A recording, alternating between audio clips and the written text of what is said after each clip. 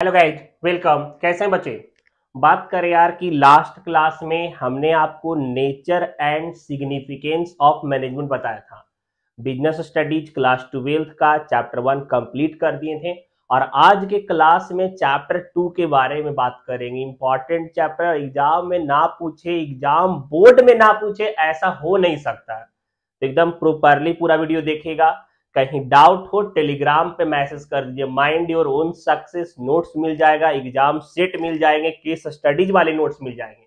तो यार लगातार टेलीग्राम पे भी बने रहिए। चलिए ध्यान दीजिए, आज का चैप्टर है आपका principal of management. Principal of management यार इंपॉर्टेंट है। प्रिंसिपल ऑफ मैनेजमेंट, ऐसा नहीं किया कि कॉलेज के या फिर स्कूल के प्रिंसिपल के बारे में बात कर रहे हैं। Principles of management important chapter है बिजनेस स्टडीज क्लास 12th का। चलिए ध्यान दीजिएगा, बात करते हैं पहले प्रिंसिपल होता क्या है। ध्यान दीजिएगा, समझते हैं। हाँ गाइस, बात करें कि प्रिंसिपल्स ऑफ मैनेजमेंट होता क्या है। बात करें प्रिंसिपल, देखिए यार हर एक ऑर्गेनाइजेशन का, बिजनेस का, अब बिजनेस किसी भी नेचर का क्यों ना हो, चाहे वह सोल ट्रेडर होगा, कंपनी हो रहा है या फिर पार्टनरशिप फर्म हो रहा है, हर नेचर के बिजनेस को ऑपरेट करने के लिए अपना कुछ सिद्धांत बनाए होते हैं कि देखो यार अगर हम अपने इस सिद्धांत को फॉलो करेंगे तो जैसा सपना देखें यार, सपनों का व्यापार हो, ऐसा हमारा बिजनेस हो सकता है। तो हर एक बिजनेस का अपना ओन प्रिंसिपल्स होते हैं कि हमें इस तरीके से काम चलना चाहिए, हम इस तरीके से काम करेंगे, काम करने का तरीका प्रक्रिया हमारा यह रहेगा, इस रूल पे, इस बेसिस पे काम करेंगे। दोज ऑल आर प्रिंसिपल, जिसको हम लोग बोलते हैं सिद्धांत। हमारे व्यापार का सिद्धांत, हम ऐसा काम ही करेंगे, गलत काम नहीं करते, दैट इज सिद्धांत। ठीक है, वह सिद्धांत है बिजनेस का।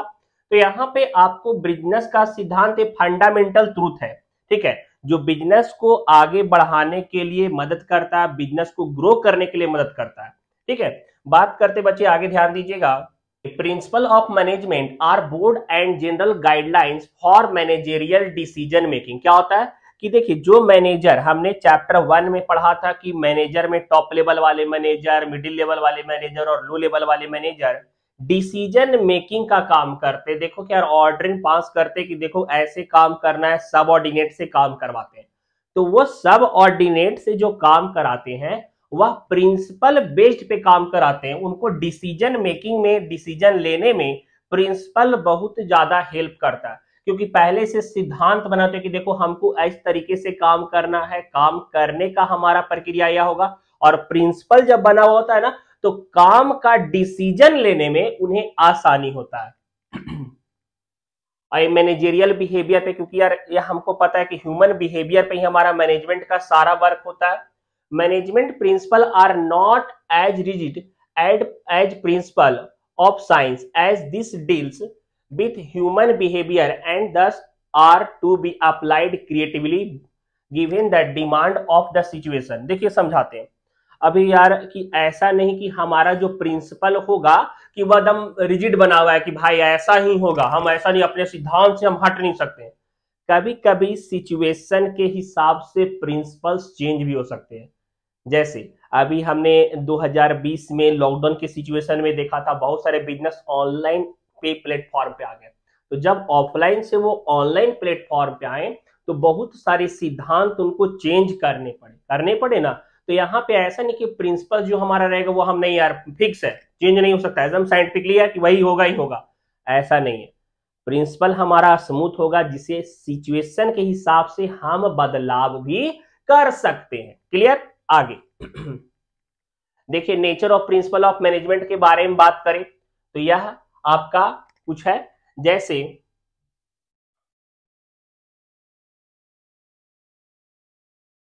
आपका दिया हुआ है यूनिवर्सल एप्लीकेबल, ठीक है, दूसरा जनरल गाइडलाइंस, तीसरा practice and experimentation, flexible behaviour, causes and effect relationship and contingent. इस टॉपिक के बारे में बात करेंगे, एकदम ध्यान दीजिएगा, समझिएगा। सबसे पहले बात करें यूनिवर्सल एप्लीकेबल। देखिए यार अभी हमने स्टार्टिंग में बताया कि किसी भी टाइप का ऑर्गेनाइजेशन हो, चाहे वह ऑर्गेनाइजेशन लार्ज स्केल पे हो, स्मॉल स्केल पे हो, मिड लेवल पे हो, प्राइवेट नेचर का हो, पब्लिक नेचर का हो, किसी भी नेचर का ऑर्गेनाइजेशन रहेगा, बिना प्रिंसिपल के काम नहीं करेगा, प्रिंसिपल के अप्लाई करने के बाद वह काम को चालू करेगा। क्योंकि प्रिंसिपल बनाया हुआ कि हमें यह काम ऐसे करना है ताकि हमारा काम एक सिस्टमैटिक और प्रॉपर वे में हो, हम अपने ऑब्जेक्टिव को पूरा कर सकें, तो इसके लिए प्रिंसिपल का होना बहुत ज्यादा जरूरी है। और यह हर टाइप के ऑर्गेनाइजेशन में एप्लीकेबल है, जिस कारण से यह यूनिवर्सल वैलिड है। ठीक है। दूसरा जनरल गाइडलाइंस समझिएगा मेरी बात को।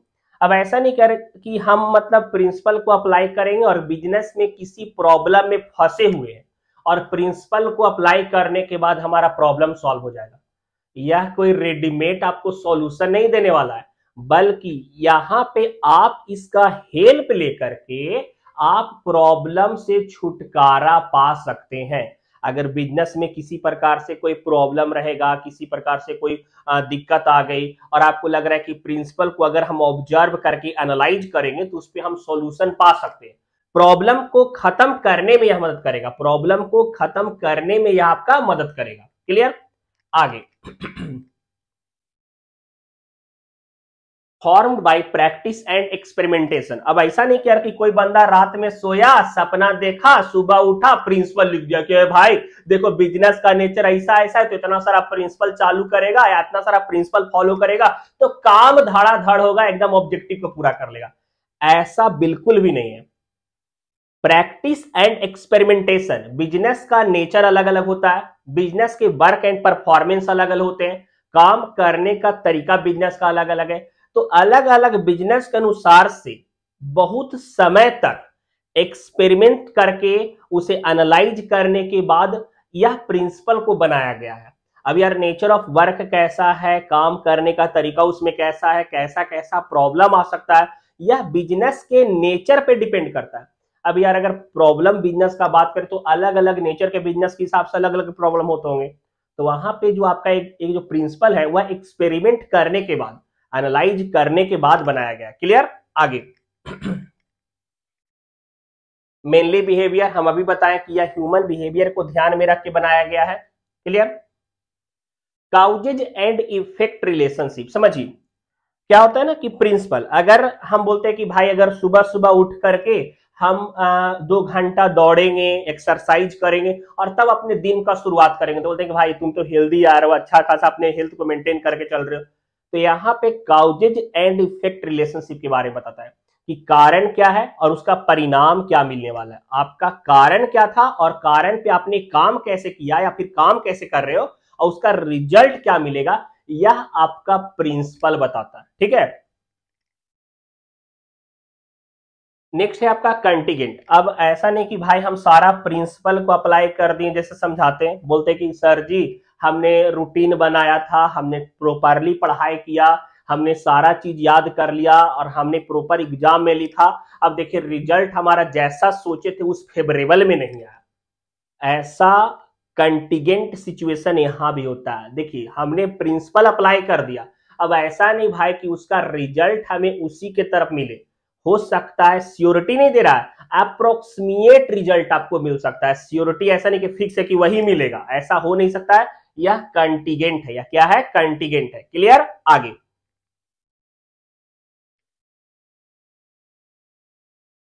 तो बात करें, देखिए इधर ये बात करें यहाँ पे क्या क्या प्रिंसिपल, क्या क्या फीचर्स इसका। देखिए providing managers with useful insight into reality, क्या होता है ना, मैनेजर को एक रास्ता दिखाता है, एक पैथ दिखाता है कि आप इस तरीके से काम करोगे, इस वे में अगर चलोगे तो आप अपने ऑब्जेक्टिव को पूरा कर सकते हो। यह नॉलेज देता है, इंप्रूवमेंट करने का काम करता है, यह सिचुएशन से हैंडल करने का काम करता है। क्लियर। आगे optimum utilisation of resources and effective administration. क्या होता है कि देखिए यार अगर आप प्रिंसिपल बना के काम करोगे, कितने आदमी का जरूरत है, कितना रॉ मटेरियल का जरूरत है, कितने लोगों का जरूरत हमारे ऑर्गेनाइजेशन में है, कैसा प्रोडक्शन होना चाहिए, किस वे में प्रोडक्शन होना चाहिए, कितना प्रोडक्ट का डिमांड है, तो यह क्या करते हैं ना प्रिंसिपल, अगर आप प्रिंसिपल को मान करके चलते हो तो यह आपको ऑप्टिमम यूटिलाइजेशन ऑफ रिसोर्सेस, ऐसा नहीं कि बर्बाद और वेस्टेज नहीं होगा, हमने प्लान करके चला था, प्रिंसिपल मान के चल रहे तो हमारा ऑप्टिमम यूटिलाइजेशन ऑफ रिसोर्सेस होगा। क्लियर। आगे साइंटिफिक डिसीजन, बात करते हैं कि ऐसा नहीं क्या कि जो मन तो डिसीजन ले लियो, हम अभी जस्ट बोले प्रैक्टिस एंड एक्सपेरिमेंट पे बेस्ड है। तो जो भी चीज आप कर रहे हो ना वह ऑलरेडी पहले प्रॉब्लम आ चुका है और एनालाइज करने के बाद सॉल्यूशन और प्रिंसिपल लिखा गया। तो जो आपका प्रिंसिपल है वो प्रैक्टिस एंड एक्सपेरिमेंट पे है, तो यह साइंटिफिकली है, जो टाइम और सिचुएशन को एनालाइज करने के बाद बना। देखिए decision must be based on fact, thoughtful and justifiable in terms of intent purpose. Management principle must be timely, realistic and subject to measurement and evaluation. क्या evaluation करने के बाद बना हुआ है? आगे meeting the changing environment requirement, क्या होता है ना, देखिए अगर आप प्रिंसिपल मान के चलो तो समय समय पर अगर बदलाव अगर हो रहा है, ऑर्गेनाइजेशन में बदलाव का जरूरत है, डायनेमिक इन्वायरमेंट आ रहा है, हो रहा है ना डायनेमिक भाई। पहले का कुछ और सिचुएशन था, अभी करंट का सिचुएशन कुछ और है, पहले का टेक्नोलॉजी कुछ और था, अभी का टेक्नोलॉजी कुछ और है। तो समय समय पे जो बदलाव होगा उसको एडॉप्ट करने में भी आपका प्रिंसिपल मदद करता है। आप प्रिंसिपल अगर अप्लाई करके चल रहे हो तो आपको नए नए टेक्नोलॉजी, डायनेमिक इन्वायरमेंट को आप आसानी से एडजस्ट कर सकते हो, अडॉप्ट कर सकते हो। क्लियर? आगे फुलफिलिंग सोशल रिस्पॉन्सिबिलिटी। देखिए यार यहां पे बात करते हैं कि अगर हम ऑर्गेनाइजेशन में काम कर रहे हैं तो जो रिसोर्सेस का हम यूटिलाइज कर रहे हैं वह रिसोर्सेस हम सोसाइटी से लिए हुए हैं। और हम अगर काम कर रहे हैं तो हम ऐसा नहीं कि भाई अपने सिर्फ अपने ऑर्गेनाइजेशन के लिए सोचेंगे, हम सोसाइटी के बेनिफिट के बारे में भी सोचेंगे। हमने 11th में भी पढ़ाया था, 11th वाले में क्या पढ़ाए थे कि देखिए आपका जो मतलब बिजनेस सोशल रिस्पॉन्सिबिलिटीज भी होते हैं कि हम अगर काम करें तो समाज को भी हमारे काम से फायदा होना चाहिए।